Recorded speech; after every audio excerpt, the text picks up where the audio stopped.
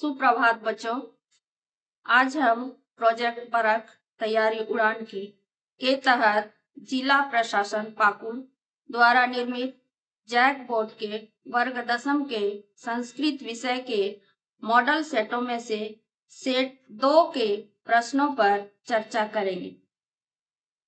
नमस्कार प्यारे बच्चों, मेरा नाम डॉक्टर रिंकू कुमारी है और मैं पाकुड़ जिला के हिरनपुर प्रखंड के अंतर्गत उत्क्रमित उच्च विद्यालय तोड़ाई में संस्कृत विषय के सहायक शिक्षक के पद पर कार्यरत हूँ।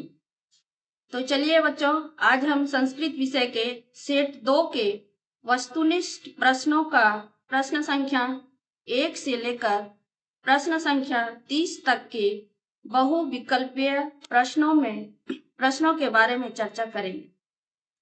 वर्ग 10 के संस्कृत के प्रथम प्रश्न में जो अपठित बोध से अपठित गद्यांश पूछे जाते हैं वह आपके पुस्तक से इतर कहीं बाहर से लिए जाते हैं, जो हमारे पाठ्य पुस्तक के अंतर्गत नहीं आते, अर्थात वह किसी गद्यांश किसी कथा से लिए गए गद्यांश रहते हैं।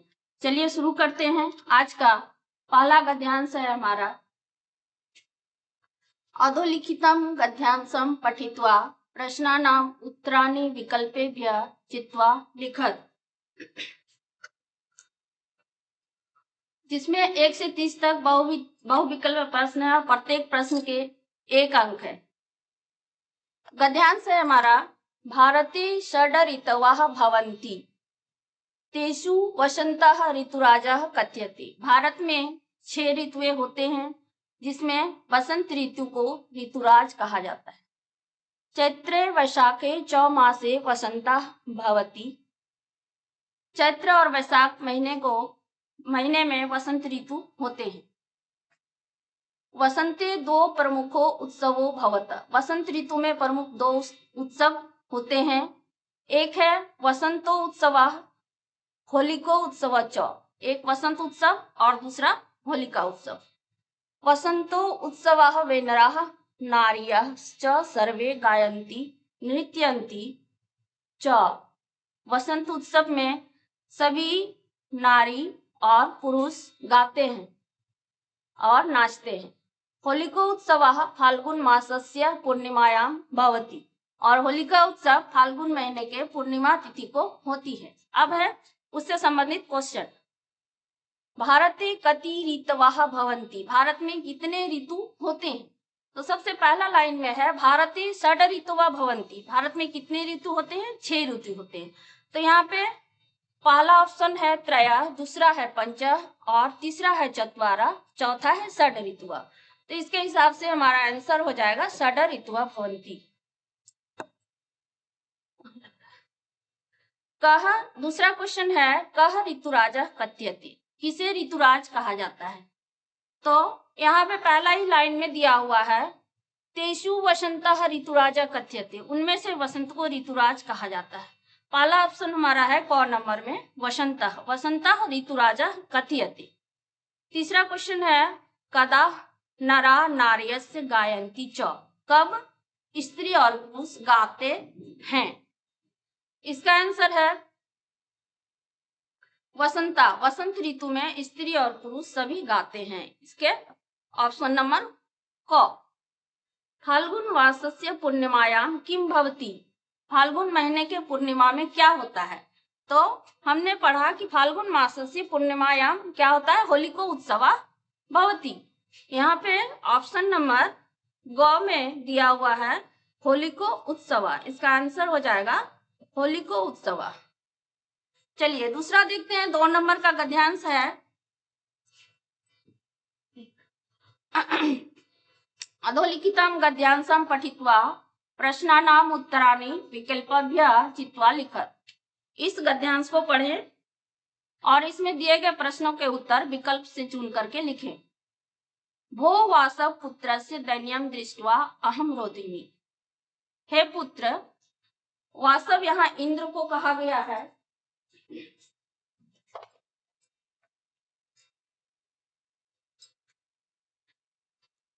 भो वासव, हे इंद्र, पुत्रस्य दयनीयं दृष्ट्वा अहम रोदिमि। मैं अपने पुत्र की दयनीय स्थिति को देखकर रो रही हूँ। पुत्रस्य दयनीयं अर्थात पुत्र की दीनता को देखकर अहम रोदिमि, मैं रो रही हूँ। सः दीनः इति जानन्नपि कृषकः तं बहुधा पीडयति।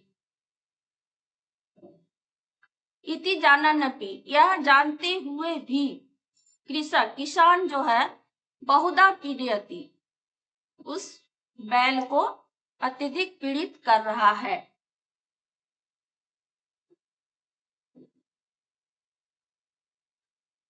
यहाँ पे हम देख रहे थे अहम रोदिमि, मैं रो रही हूँ। सः दीनम इति जानन्ति, वह दीन है, वह पीड़ित है यह जानकर कृषकः तं बहुधा पीडयति, फिर भी किसान उसे अत्यधिक पीड़ा दे रहे। सः कृच्छ्रेण भारम उद्धति, वह कठिनता से भार का वहन कर रहे हैं। इतरमीव ऐसा सोचकर धुरम वोढुम सह न शक्नोति, धुरम मतलब एक प्रकार का लकड़ी होता है जो बैल के कंधे पर रखा जाता है।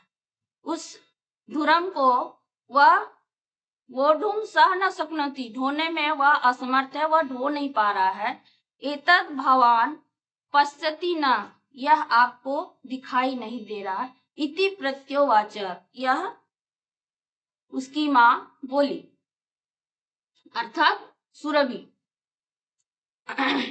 भद्रे नूनम सहस्राधिकेषु पुत्रेषु सत्त्वापि तव अस्मिन्नेव एतादृशं वात्सल्यं कथम इति इंद्रेण पृष्ठः सुरभि प्रत्यवचन। इस प्रकार गाय ने कह रहा है गाय से कि सहस्त्र पुत्रों में कि भद्रे निश्चित रूप से सहस्त्र पुत्रों में यही पुत्र को आपको सर्वाधिक वात्सल्य या अत्यधिक प्रेम इसी पुत्र से क्यों है, ऐसा इंद्र ने पूछा। सुरभि प्रत्युवाचत, सुरभि बोलती है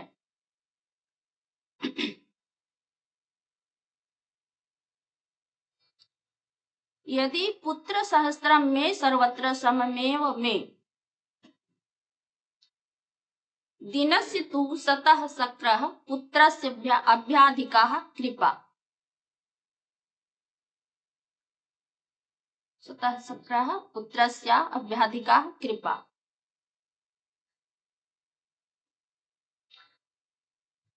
यदि सभी पुत्रों में, सहस्त्र पुत्रों में सभी सममेव रहे, बराबर रहे, दिनस्य तु सतः शक्र, तो दिन में अत्यधिक, पुत्रास्य अधिका कृपा, तो जो दुर्बल पुत्र रहते हैं उसमें अत्यधिक कृपा माता की होती है। अब क्वेश्चन है, दुर्बल वृषभः कथम भारम उद्वहति, जो सबसे दुर्बल बैल था वह किस प्रकार भार को ढोता है। तो इसका गद्यांश में दिया हुआ है कृच्छ्रेण, कृच्छ्रेण सरलतया, कृच्छ्रेण हर्षेण हलेन, तो इसका आंसर होगा ऑप्शन 4 कृच्छ्रेण। अब है सह दीन इति जानन्नपि तं बहुधा कम पीडयत्, वह दीन इति जानन्नपि, वह दुर्बल है यह जानकर भी, तम उसने बहुधा का पीडयति, फिर भी उन्हें बहुत अधिक पीड़ा दिया। किसने दिया? सह दीनम इति जानन्नपि, तो किसान ने दिया था। तो पहला ऑप्शन वणिक है, नहीं होगा। ख में विप्र है, राजा नहीं होगा। रजक है, ग में नहीं होगा। और घ का आंसर है कृषक। तो गद्यांश के अनुसार हमारा इसका ऑप्शन नंबर घ होगा, कृषक। अब है क्वेश्चन नंबर 7, इंद्रेण पृष्ठः का प्रत्योवचन। इंद्र ने उसके पृष्ठ को देखकर क्या बोला? किसे बोला? स्वामी को बोला, आजा मतलब बकरी को बोला, नारी मतलब नारी को बोला, या सुरभि को बोला? तो गद्यांश में हम लोग पढ़े सुरभि के बारे में, जो गाय की माता है सुरभि। तो किसे बोला था? सुरभि को बोला था। तो इसका ऑप्शन नंबर घ होगा 7 का, इंद्रेण पृष्ठः का प्रत्योवचत सुरभि। 8 नंबर का है कीदृशः पुत्रस्य अभ्यधिकाः कृपा। कैसे, किस प्रकार या किस पुत्र से उसे अत्यधिक कृपा थी, अत्यधिक प्रेम था। तो जो दुर्बल पुत्र थे अर्थात दीनस्य, दुर्बल यहाँ पे दिया हुआ नहीं है, दीनस्य है, तो इसका ऑप्शन नंबर क होगा दीनस्य। तीसरा प्रश्न है अधोलिखितम पद्यांशम पठित्वा उत्तराणि विकल्पेभ्यः चित्वा लिख। इस पद्यांश को पढ़ेंगे और विकल्प में दिए गए ऑप्शन से उसका आंसर लिखेंगे। सेवितव्यो महावृक्षः फलछाया समन्वितः यदि देवात् फलम नास्ति छाया केन निवार्यते। सबसे पहले इसका अर्थ हम जान लेंगे। सेवितव्यो महावृक्ष, उस वृक्ष की सेवा कीजिए या उस वृक्ष का आश्रय लीजिए। फल छाया समन्वित, जिसमें फल और छाया सम्मिलित हो। यदि देवात् फलम नास्ति, यदि दैवी कृपा से उस पेड़ में फल नहीं भी आती है तो छाया केन निवार्यते, छाया को कोई रोक नहीं सकता है। अर्थात जिस पेड़ में छाया हो, फल हो, उसकी हम सेवा करें, उसका हम आश्रय लें। अगर दैवी इच्छा से कभी उसमें फल नहीं भी लगते हैं तो उसकी छाया हमें मिलती रहेगी। क्वेश्चन है प्रश्न 9, देवात् किम नास्ति।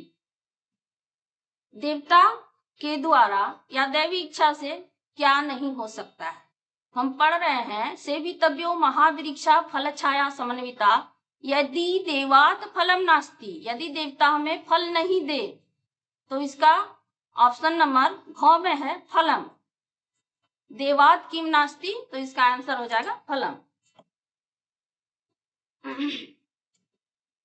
महावृक्षः कीदृशः भवेत्, महान वृक्ष कैसा होता है। तो हम पढ़ रहे हैं सेवितव्यो महावृक्ष फल छाया समन्विता, फल और छाया से युक्त होते हैं। और हमारा पहला ही ऑप्शन में दिया हुआ है फल छाया समन्विता, अर्थात फल और छाया से समन्वित, उससे युक्त होता है। तो मेरा पहला ही ऑप्शन होगा ऑप्शन क, 10 का क, फल छाया समन्विता। फलम कस्मात् नास्ति, फल कैसे नहीं आता है। तो हम पढ़े श्लोक में कि फल दैवी कृपा से नहीं आती है। तो यहाँ ऑप्शन में क्या दिया हुआ है, क में वृक्षात, ख में असिंचात और ग में देवात। तो देवात हमें ऑप्शन नंबर ग में मिल गया, तो इसका आंसर हो जाएगा ग, देवात। फलहीनः वृक्षस्य किम लाभः, फल के बिना वृक्ष का क्या लाभ है। फल के बिना वृक्ष का क्या लाभ है। तो वैसे ही वृक्ष का हम सेवा कर रहे हैं किसका, जिसमें फल और छाया है। यदि फल नहीं भी आया तो हमें क्या प्राप्त होगा, उससे छाया की प्राप्ति होगी। तो फलहीन वृक्षः वृक्षस्य किम लाभः, फलहीन मतलब फल के बिना वृक्ष से हमें क्या लाभ है, तो हमें क्या मिलेगी, छाया मिलेगी। तो छाया प्राप्यते। प्रश्न नंबर 4, अधोलिखितम नाट्यांशम पठित्वा प्रश्नानाम उत्तराणि विकल्पेभ्यः चित्वा लिख। दिए गए नाट्यांश को पढ़ें और प्रश्नों के उत्तर विकल्प से चुन करके लिखें। वनस्य दृश्यम समीपे एव एका नदी बहती, वन के दृश्य मतलब कुछ दृश्य है, वहां पे एक नजदीक में एक नदी बहती है। एक सिंह सुखेन विश्राम्यते, और एक सिंह जो है सुखपूर्वक विश्राम कर रहे हैं। तदेव एक वानरः आगत्य पूछम धुनोति, और उसी समय वहां एक वानर आकर उसके पूछ को पकड़ने लगते हैं, छूने लगते हैं। क्रुद्धः सिंह तम प्रहर्तुम इच्छति, और वह क्रोधित सिंह जो है उसे मारना चाहता है। परमम वानरस्तु कूर्दित्वा, परंतु वह वानर क्या करते हैं, कूदते हैं। वृक्षम आरूढ़, वृक्ष पे चढ़ जाते हैं। तदेव अन्यम अस्मात् वृक्षात् अपरा, और कभी दूसरे वृक्ष पर चले जाते हैं। वानरः सिंहस्य कर्णम आकृष्य, और वानर जो है सिंह के कान में भी पुनः वृक्षोपरि आरोहति, वह उसे छूकर फिर वृक्षोपरि, वृक्ष के ऊपर आरोहति, चढ़ जाते हैं।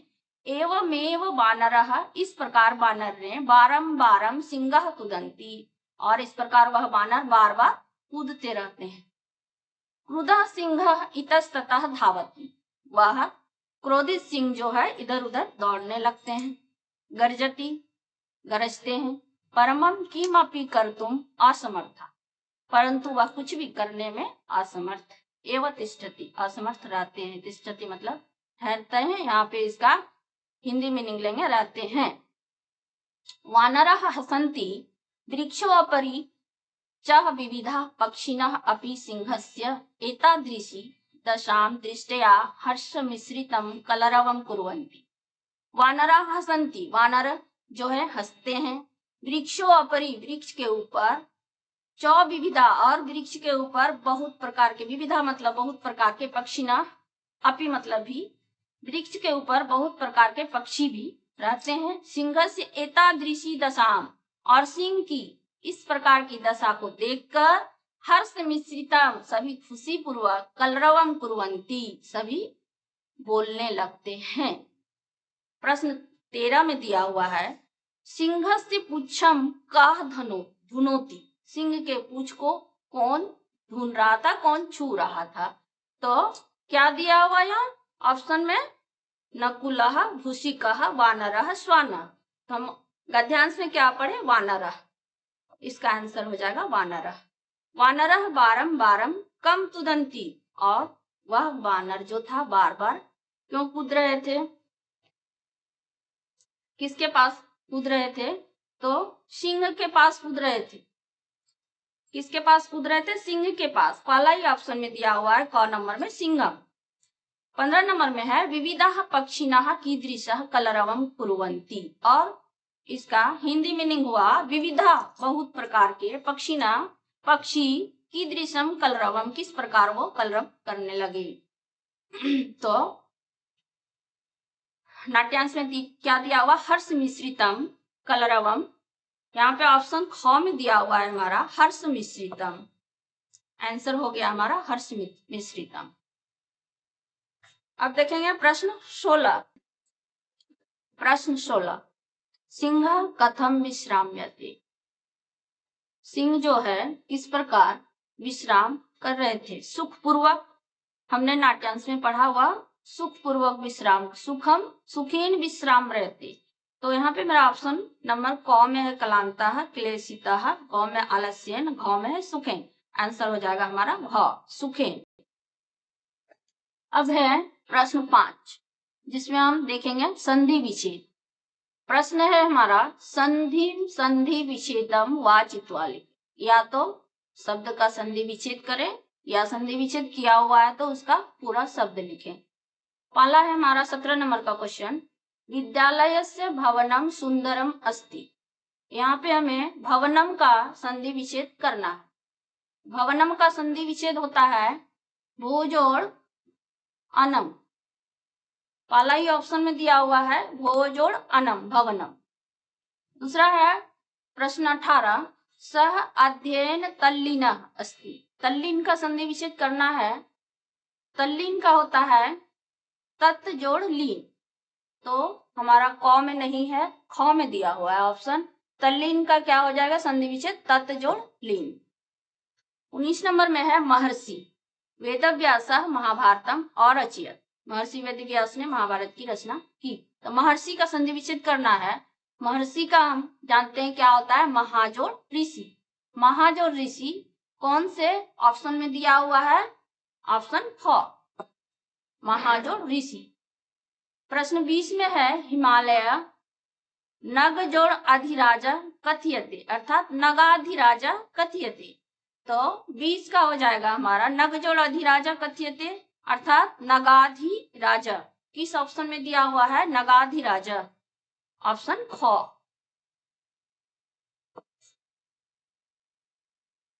अब हम देखेंगे प्रत्यय है। हमारे प्रश्न में है प्रत्यय।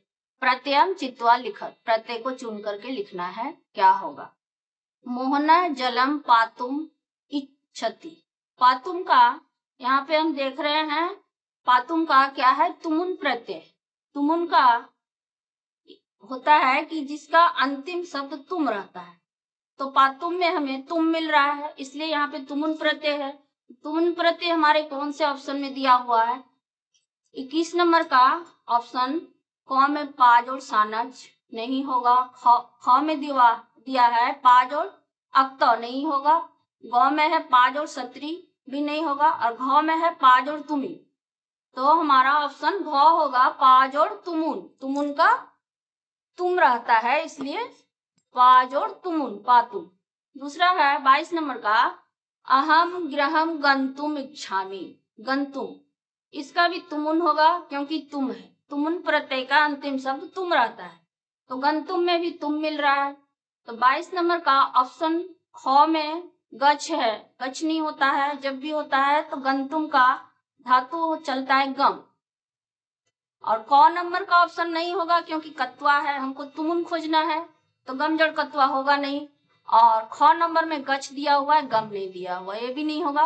और ग में दिया हुआ है गमजोड़ तुमुन, तो हमारा ऑप्शन आंसर का ऑप्शन हो जाएगा गमजोड़ तुमुन। 23 नंबर का है, स भोजनम कृत्वा विद्यालयम गमिष्यति। कृत्वा प्रत्यय, कृत्वा को प्रत्यय निर्माण करना है, प्रकृति प्रत्यय इसका बनाना है। तो कृत्वा, त्वा शब्द कत्वा का होता है, कत्वा प्रत्यय का अंतिम शब्द त्वा रहता है। तो इसमें देखेंगे हम कत्वा प्रत्यय कहाँ पे दिया हुआ है। ऑप्शन नंबर क में क्रीज और कत्वा, यही हो जाएगा आंसर, क्योंकि सत्री का अन्न होता है, सानच का मान होता है, तुम उनका तुम होता है। यहाँ पे हमको कत्वा प्रत्यय खोजना है कृत्वा का। 23 नंबर का ऑप्शन क, क्रीज और कत्वा कृत्वा। 24 नंबर में है, सह जलम पीबन खादती। तो पीबन का हो जाएगा, अन्न होता है सत्री प्रत्यय में, अन्न शब्द जो अंतिम में रहता है वह सत्री प्रत्यय में रहता है। तो इसका ऑप्शन में हम देखेंगे सत्री कहाँ पे है, तो पीवन पा धातु है और सत्री प्रत्यय है। तो क नंबर का आंसर में पीब लिखा हुआ है, नहीं होगा, गलत है। ख में है पाज और सत्री, तो हमारा आंसर यही हो जाएगा पाज और सत्री।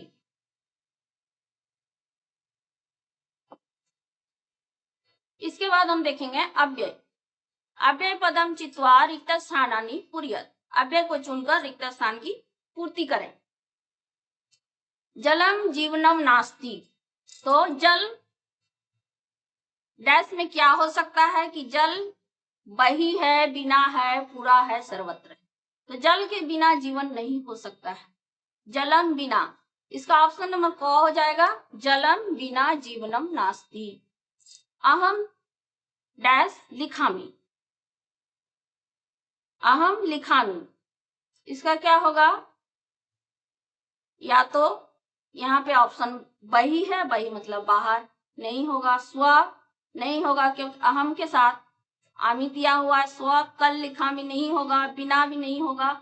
इसका क्या होगा, अहम अधुना लिखामी, मैं आज लिखूंगा। चलिए आगे बढ़ते हैं। समास, समासम चित्वा लिखत, समास को चुन करके लिखें, ऑप्शन में दिया हुआ है। अब 27 नंबर का क्वेश्चन, राजपुरुषा, राजपुरुषा चौरम वृषम ताड्यमासा। राजपुरुषा जो अंडरलाइन किया हुआ है उसी का हमें समास विग्रह करना है। समास में दो पद होते हैं, समस्त पद और विग्रह पद। तो यहाँ पे हमको समस्त पद दिया हुआ है, विग्रह पद हमें खोजना है ऑप्शन में। राजपुरुषा, राजपुरुषा का विग्रह पद होता है राज्ञा पुरुषा, राज्ञा पुरुषा, राजपुरुषा। राजपुरुषा का हम जानते हैं क्या विग्रह होता है, राज्ञा पुरुषा, और हमारा पहला ही ऑप्शन में दिया हुआ है राज्ञा पुरुषा। यह द्वंद्व समास होता है, राज्ञा पुरुषा। राजपुरुषा का विग्रह हो गया राज्ञा पुरुषा। चलिए 28 नंबर में है, वीर जननी त्वं शोचितुं न अर्हसि। वीर जननी का हमें विग्रह करना है। वीर जननी यानी वीर को जनने वाली, अर्थात वीरस्य जननी। वीरस्य जननी कौन से ऑप्शन में दिया हुआ है, ऑप्शन क में है वीरा जननी, विराट जननी, ग में है वीरत्वम जननी, और घ में है वीरस्य जननी। तो हमारा क्या हो जाएगा आंसर, वीरस्य जननी। क्वेश्चन नंबर 29 है, अहम देवाधिपति शक्रः अस्मि। मैं देवाधिपति, शक्र अर्थात इंद्र हूँ, देवों का अधिपति इंद्र हूँ। तो हमको विग्रह करना है देवाधिपति का, देवाधिपति का विग्रह करना है देवाधिपति का विग्रह हो जाएगा देवा नाम अधिपति, देवताओं का अधिपति। अब हमको ऑप्शन में खोजना है कि देवा नाम अधिपति कहाँ पे दिया हुआ है। पहला ऑप्शन क है देवाय अधिपति, जो गलत है। ख में है देवम अधिपति, गलत है। ग में देवस्य अधिपति नहीं होगा। लास्ट ऑप्शन हमारा घ है देवानाम अधिपति। ये हमारा सही ऑप्शन है देवानाम अधिपति। अब आगे बढ़ते हैं। लास्ट क्वेश्चन है हमारा 30 नंबर का। जना देशभक्तम पूजयंती, जन या आदमी क्या करते हैं, देशभक्त को पूजते हैं। देशभक्तम, देशभक्तम का विग्रह होगा देशभक्तम, देशस्य भक्तम। तो हमारा किस ऑप्शन में है देशस्य भक्तम? क में है देशे भक्तम, ख में है देशम भक्तम, ग में है देशस्य भक्तम। तो ये हमारा सही आंसर है, इसलिए देश भक्तम का मेरा ऑप्शन ग, देशस्य भक्तम। ये हमारा आज का ऑब्जेक्टिव क्वेश्चन खत्म हुआ वस्तुनिष्ठ। अब आगे